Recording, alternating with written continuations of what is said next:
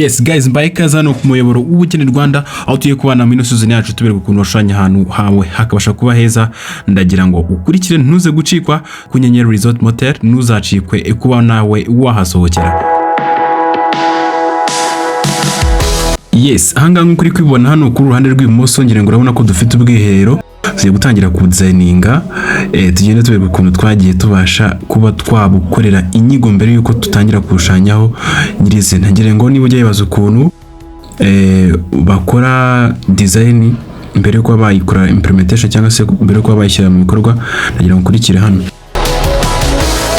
Ikintu cya mbere twibanzeho hano ni ugushyiraho no gushanyisha amabara akenewe ajyanye n'ahantu inyubako yacu iri. Nk'uko uri kubibona ni ahantu hari greenish, natwe niyo twese mu gukoresha n'amabara ajyana na blue, ajyana na green, ano mabara n'ubundi nayo akonje.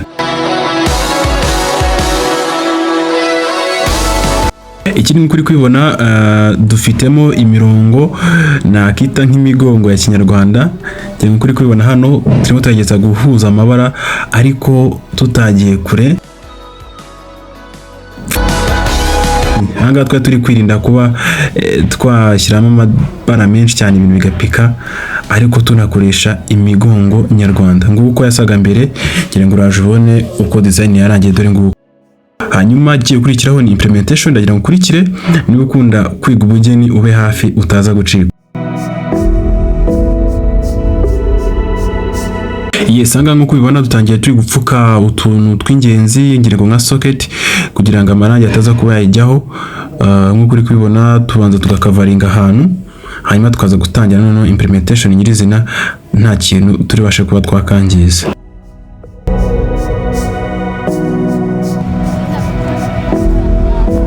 Aha, urabona ishusho rero kuniri kugendiza. Ngira ngo urabona hano ubwiherero kuntu bwasaga, ariko uri kubona ko turi kugenda tubuhindura gake gake dukoresheje amarangi. Hano no muyoboro w'ubugeni Rwanda, make sure ko wakoze subscribe kugira ngo utazajya ucikwa n'amakuru cyangwa se n'utuntu tw'ubwenge tugenda tubereka hano ku muyoboro w'ubugeni. Niba ushaka kwiga nawe ba hafi, ngira ngo uri kubona ko ndi kugenda hano nshyiraho imigongo. Ni motif decoratif z'inyarwanda kabisa, abantu benshi barazizi.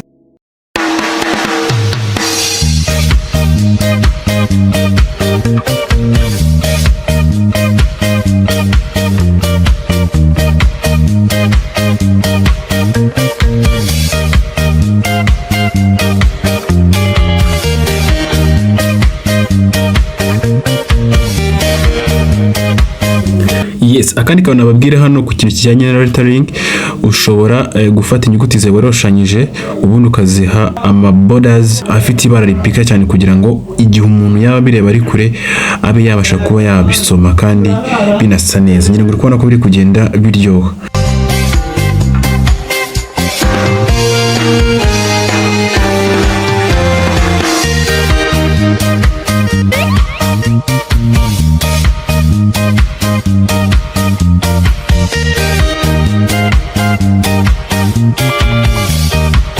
Guys, hello.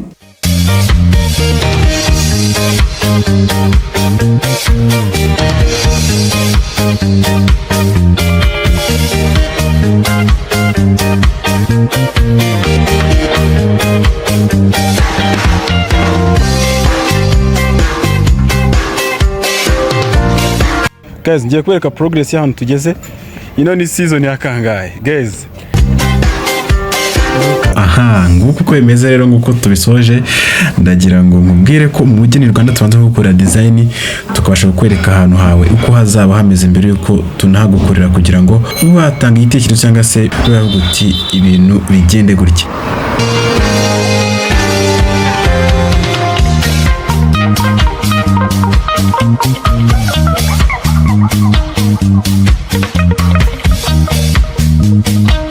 Ngiyi nyubako yacu rero, ubwiherero bwacu nuko tubusoje. Tujya komeza n'ahandi, ube hafi ntuze gucikwa, turahari ku bwawe ukunda ubugeni.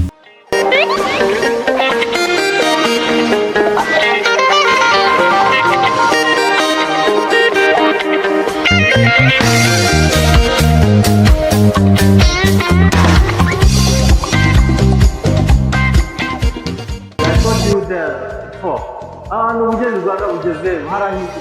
hano hantu hari harinze handitseho tuwarete ariko ubu ngubu handitseho public toilet abagore n'abagabo. Ahantu ubugeni Rwanda bugeze harahinduka. Reba amarange meza, reba tuwarete nziza, ibi bintu byose wabisaba ku bugeni Rwanda. Si de bugeni, si de art Rwanda, si de plastique.